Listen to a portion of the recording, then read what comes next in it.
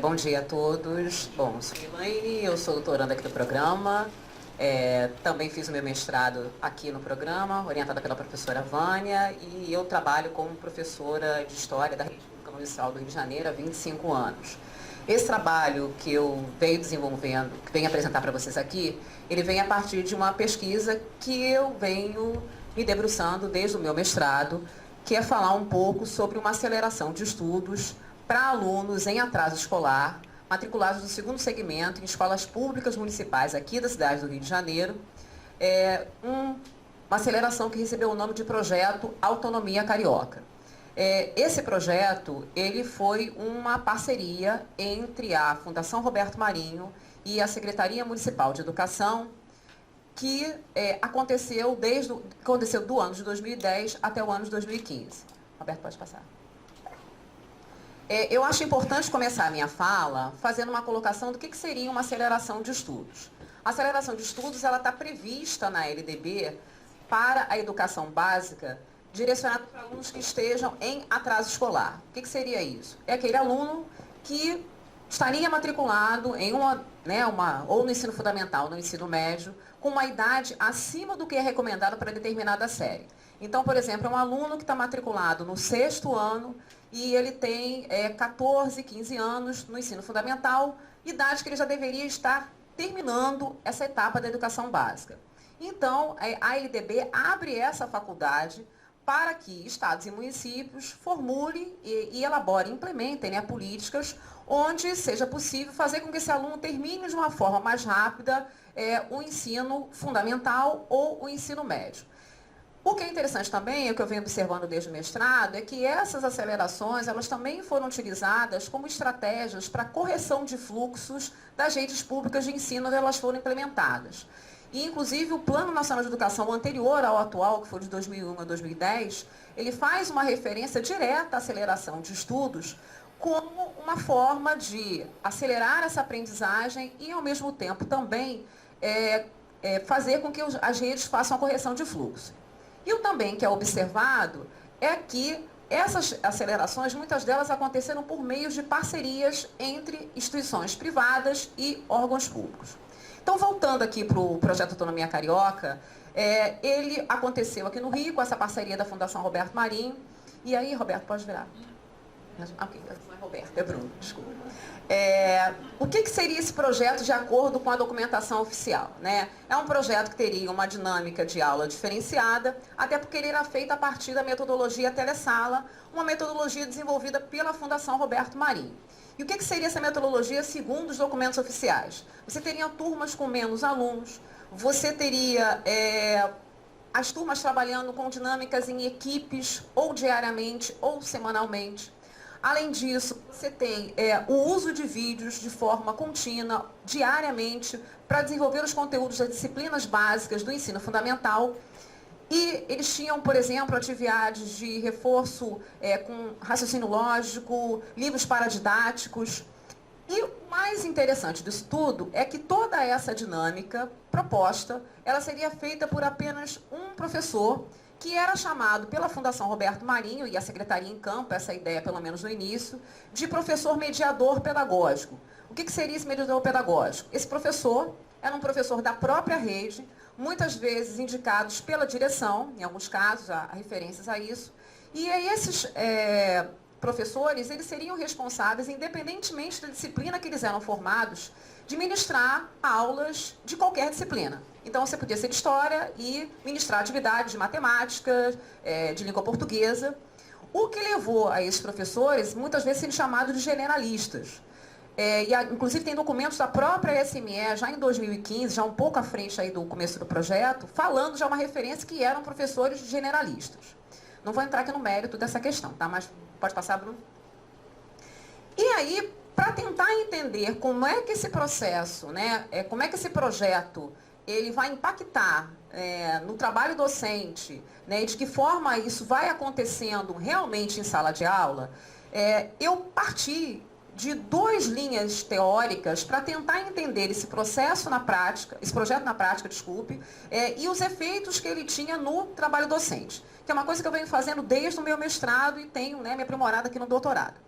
Um primeiro ponto teórico que eu parto para tentar entender como é que essa parceria ela vai acontecendo e como é que isso vai impactando na vida do professor, é começar a pensar num contexto pós-governo de Fernando Henrique Cardoso, na década de 90, onde, através de uma série de mudanças administrativas, você tem um impacto nas políticas que vão ser formuladas e implementadas a nível social pelo Brasil inteiro. Em linhas gerais, entre outras questões, essa reforma do Fernando Henrique vai provocar novas fronteiras entre o público e o privado, que é a discussão que eu venho trazendo no meu trabalho desde o mestrado. Né? Que fronteiras essas são novas entre as relações do que é público e o que é privado? E aí a gente vai ter, a partir do ex-presidente Fernando Henrique Cardoso, aquelas ideias mercadológicas e, para alguns, gerenciais, em serem introduzidos na hora da formulação das políticas. Então, você vai ter aquela ideia de qualidade, eficiência, eficácia. E aí você vê a importância, por exemplo, dos índices qualificadores de rede, como o IDEB. Aqui no Rio de Janeiro, por exemplo, é criado, acho que em 2012, ou até um pouquinho antes, 2010, pelo governo do ex-prefeito Eduardo Paes, o índice só para a cidade do Rio de Janeiro, que é o IDRIO. Né? Você tem as provas em larga escala. E você tem também o crescimento dessas parcerias com organizações da sociedade civil. E aí, eu botei aqui no centro a questão da descentralização, porque com essas reformas, você tem um processo de esse Estado começar a dividir tarefas. Não posso nem entrar no mérito, porque tem uma discussão muito grande sobre o que seria essa descentralização realmente. Mas o fato é que o Estado, a nível federal e depois de estados e municípios, começa a partilhar tarefas com elementos da própria sociedade. E aí você tem a atuação do que a gente chama de terceiro setor, que gera uma série de controvérsias na educação, até porque sobre as questões do que seria positivo ou não da entrada desse setor nas escolas, sejam elas municipais, estaduais ou federais. E aí tem autores que eu venho também fazendo diálogo, como a professora Vera Peroni, que trabalha com essa questão do público e privado, mas trabalhando uma ideia que isso atrapalha o próprio processo de democratização das escolas.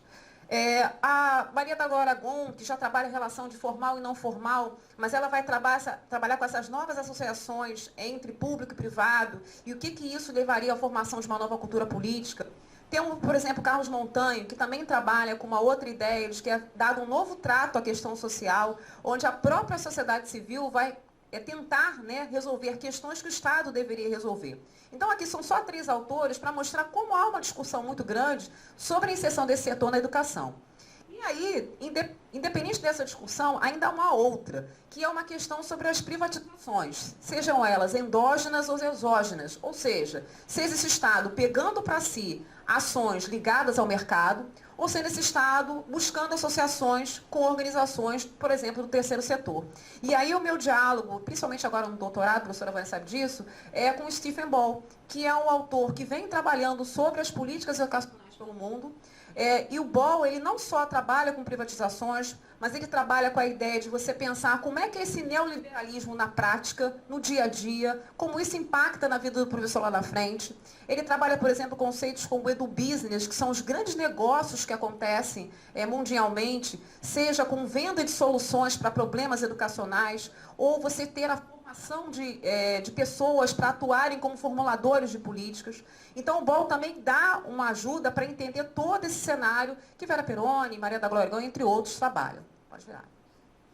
Um outro ponto que eu parti, principalmente no meu mestrado, para as minhas análises do trabalho de campo que eu falo daqui a pouco, talvez agora um pouco menos no doutorado, mas bem forte no mestrado, foi trabalhar com a ideia do universo amplo educacional. Partindo da ideia de que a educação pode ser vista a partir de 3 modalidades: educação formal, educação não formal e a informal. E aí o meu diálogo também vai com a Maria da Glória Gon, que é uma referência nisso, não tem como, com o Libânio, que traz o conceito, por exemplo, de educação formal não convencional, e o Jaume Trilla, que trabalha 2 conceitos: interações funcionais e intromissões mútuas, que é a ideia de que essas 3 modalidades, elas não devem estar separadas. Né? Você pode pensar que cada uma vai acontecer num lugar, mas para uma boa formação de cidadã, elas devem estar interligadas. E isso ajudou muito a entender o que eu vinha trazendo ao meu estudo sobre o projeto de autonomia, porque a metodologia telesala não era uma metodologia escolar. E ela é introduzida dentro da escola para ser utilizada por esses alunos em turno regular. O projeto ele não era feito no contraturno, é o turno regular. O aluno entrava para esse projeto, fazia esse projeto em 1 ou 2 anos e concluía aquela etapa da educação básica. Então, na verdade, você tem alguma coisa que vem do não formal, que vem para o formal e está ali no dia a dia acontecendo nas escolas. Pode virar, Bruno. Aqui eu reforcei os autores que principais, não foram só esses, foram outros, mas Maria da Glória Gon, Jaume Trilla, o Libânia, Peroni e o Stephen Ball, com as temáticas que eu trouxe para o meu estudo de mestrado e continuo a trazer também agora para o meu estudo de doutorado, que ainda tem como objeto esse projeto. Pode virar. Então, para perceber, como eu falei lá no início, né, analisar qual seria essa visão docente dessa aceleração e como é que seria isso na prática, no mestrado eu me lancei a fazer, entre outras questões, fiz uma análise documental também, para fazer até um contraponto depois, no final, eu fui a campo para começar a entrevistar professoras que trabalhavam no projeto. O município do Rio de Janeiro ele tem 11 coordenadorias regionais, obviamente não seria possível entrevistar todo mundo, seria impossível. Eu faço uma escolha de pegar a quinta CRE, que é a CRE que eu trabalho, o que facilitaria a minha autorização para entrar nas escolas, porque havia sempre um problema de não ser autorizada a fazer pesquisa. Então, como eu trabalhava na quinta CRE, ficava mais fácil de eu conseguir essa autorização. Como é que eu escolhi as escolas? As escolas foram escolhidas na seguinte dinâmica. Eu queria escolas na mesma CRE, mas em bairros diferentes e em situações geográficas diferentes. Então, uma escola que estivesse perto de comunidade ou uma escola que estivesse fora da comunidade. Para tentar perceber se nas entrevistas, nas falas que eu recebi das professoras, haveria alguma diferença em relação ao tratamento do projeto ou haveria alguma diferença em relação até ao próprio aluno. Que esse aluno é um aluno que está com idade acima, mas, além disso, é um aluno que tem problema de comportamento, é um aluno que não tinha apoio familiar. Então, eu queria saber se essa diferenciação da posição geográfica da escola poderia fazer alguma diferença no dia a dia do projeto. Para a escolha das docentes, eu usei um critério que a própria SME fazia nos momentos em que os professores recebiam uma formação continuada ao longo de um ano letivo para trabalhar no projeto. Essa formação era feita por meio de uma associação entre a Secretaria e a Fundação Roberto Marinho, e eles iam sendo capacitados para trabalhar com a dinâmica, a metodologia telesala, no dia a dia. E como é que eu escolhi os professores? Eu tinha professores que eram veteranos, professores que estavam no projeto desde 2010, quando o projeto foi implementado na rede, e professores que eram chamados de novatos, ou seja, aqueles que entraram em 2012, 2013, depois do projeto já estar pelo menos há 1 ano, 2 anos na rede. Fui às escolas, acho que é bem legal, e eu quis fazer uma pesquisa em que eu não fosse numa escola só, para não ter uma opinião só, né, ver se havia alguma diferença de tradução desse projeto. E aí, depois de fazer as entrevistas, eu fiz uma análise de conteúdo temática, dialogando com um autor chamado Guilherme Durato. Nessa análise, né, que foi feita, separação, todas as etapazinhas, né, que eu não vou ficar falando aqui para não perder muito tempo, esses dados foram categorizados, subcategorizados, para que eu voltasse lá no meu objetivo inicial, que era entender, né, essa visão docente dessa parceria, lembrando daqueles referenciais teóricos que eu trouxe inicialmente para vocês aqui. Obviamente, pela questão de tempo, embora eu acabe falando até mais rápido do que eu imagine, eu não trouxe todos os resultados, eu separei, acho que 4, que linkam diretamente com aquelas questões teóricas que eu trouxe aqui para vocês. Porque, na verdade, foram outras que foram aparecendo, mas as principais foram as 2 que eu toquei aqui.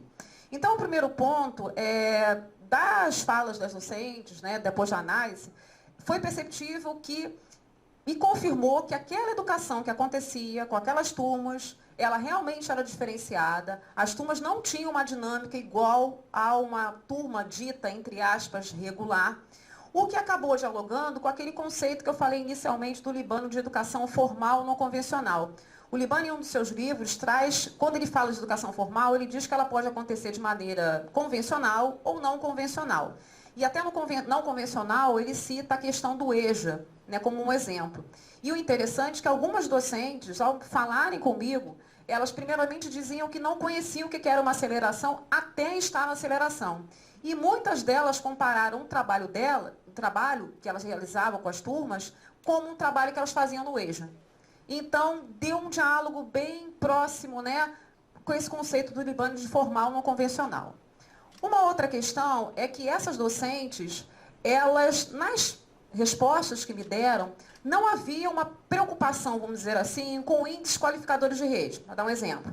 Então, eu perguntei, por exemplo, assim, você sabe qual é o IDEB da sua escola? Não sei não. Você quer perguntar para a direção? Ou seja, essa docente tinha uma preocupação focada no pedagógico. Né? Não estou dizendo que seja certo ou errado, né? Mas elas não estavam dentro daquela ideia de ver um projeto que está dentro de uma rede, é um projeto que tem uma base neoliberal, né, uma base ontológica neoliberal, que é uma correção de fluxo, sim, os documentos oficiais eles já acabam confirmando isso, mas parte delas, não havia esse foco de pensar que eu vou melhorar o IDEB da minha escola porque a turma do projeto está ali. O que não acabou, né, comprovando aqueles conceitos, né, não dialogando com essa ideia de preocupação de índices de qualidade que eu trouxe nas leituras do Boll e da Peroni. Em relação ao 3, essas turmas, não teve exceção. Todas disseram que elas tinham um privilégio, vamos dizer assim, de conseguir levar os alunos para fora da escola. Então, tinha facilidade para ônibus, facilidade de deslocar esses alunos. E aí, o que acabou acontecendo? Eles faziam muitas atividades extra-classe. E essas atividades extra-classe, elas funcionavam muitas vezes em espaços formais. O que acabava interligando o formal e não formal, trazendo o que o Trilla, a Gon e o Libânio colocam dessas relações de formal, não formal e informal. Então, eles iam, por exemplo, no museu para reforçar algum conceito de história que foi trabalhado em sala de aula. Então, essas turmas tinham essa característica e elas sempre reforçavam que tentavam sempre colocar a turma como se fosse uma turma qualquer, né? Embora elas narrassem que nem sempre o próprio corpo docente visualizasse a turma dessa forma. Eu vou fazer uma parte, talvez nem muito ligado aqui, para dizer uma fala de uma professora que eu perguntei como é que são os seus alunos. E ela disse, eles são o resto da escola. E eu tenho que trabalhar com o resto da escola. Ela não, mas colocando como os alunos eram vistos. Porque os alunos, volto a dizer, eram os alunos que mais davam problemas de toda a escola, eram os alunos que não eram queridos por ninguém, e aí então você coloca todo mundo no projeto e esse professor mediador tinha que dar conta dessa situação toda numa dinâmica que não era fácil. E aí eu já entro no 4, porque, ao contrário, você pode pensar, então elas gostavam do projeto, Fundação Roberto Marinho está legal, tudo certo, elas não são, né, alienadas a esse ponto, não. Todas, sem exceção, criticaram, que faziam o trabalho com seu amor e carinho, desenvolveram laços de afetividade com eles, porque ficavam mais tempo, mas todas colocaram que os vídeos eram desatualizados e os vídeos eram a base do telecurso, a base da metodologia. Então, elas tinham que se desdobrar para trabalhar com vídeos que não eram feitos para eles. E o que reporta para a gente da ideia daquelas parcerias que vão sendo feitas, só que você não leva em consideração a fala do docente, a necessidade do aluno, dialogando com o texto, por exemplo, da Peroni, da Tereza Adrião, que foi, acho que ainda é, diretora do GT5 de Políticas da Amped, com o próprio Boll, de uma certa forma, de como às vezes o governo, quando formula uma política e bota ela implementada, bota ela na prática, esse professor ele não é consultado. E, evidentemente, as dificuldades elas vão aparecendo. Então, essas professoras, elas criticavam o tempo inteiro, mas, apesar dessas críticas, a grande positividade para elas era o fato de poder resgatar desses alunos a questão da cidadania, né? Porque eram alunos, como eu falei, né? Era o que ninguém queria, então elas faziam todo um trabalho de trazer aquele aluno de volta por aquela ideia de que você tem que pedir. Elas trabalhavam, por favor, com licença, obrigado. E muitos alunos saíam do projeto chamando elas de mãe. Tá? Eu não entrevistei nenhum professor, então fala tal. E aponto, e hoje eu já tenho algumas falas a mais, de professoras que hoje não querem mais sair do projeto. Porque elas são valorizadas por esse aluno ao final do percurso. Mas elas têm a noção de como é. Só que hoje, por exemplo, o projeto não tem mais a parceria com a Fundação Roberto Marinho. A parceria vai até 2015. Em 2015, a parceria é encerrada e hoje a aceleração ela acontece por meio de material da própria prefeitura, mas a dinâmica para trabalhar em sala, pelo menos até esse ano, mas ano que vem eu já fiquei sabendo que vai mudar, ela foi baseada na metodologia da sala. Então, as pessoas seguem as mesmas regras. E só uma observação, eu trabalhei no projeto por 8 anos. Eu trabalhei de 2010 a 2017. Em 2017, a minha turma foi encerrada no meio do caminho, porque eu era mais um número e minha turma estava muito pequena, segundo a secretaria, então eles encerraram a turma no meio do processo. E os meus alunos tiveram que ir para outras escolas e eu também fui, né, deletada do projeto sem qualquer, né, meias palavras, né, dizendo que, apesar dos professores trabalharem com essa ideia do pedagógico, do resgate da cidadania, é assim, né? O reconhecimento para a secretaria, o projeto é um número que faz com que você corrija o fluxo e os alunos, que é uma coisa que eu não trouxe aqui, que participavam do projeto, eles não faziam provas como, por exemplo, a Prova Brasil. Se eles não fazem prova da Prova Brasil, eles não participam de índices qualificadores de rede. Né? Então, os alunos, volto a dizer, são números. Né? São números que vão acontecendo e os documentos oficiais foram provando isso, que era uma segunda análise que eu fiz no mestrado. Eu sei que eu falo às vezes um pouco rápido, mas eu sei que meu tempo é curto. Eu quero dar espaço para o Roberto falar também, porque está pertinho da hora do almoço. Qualquer outra coisa, outra dúvida, eu estou à disposição para tirar aí ao final. Obrigada.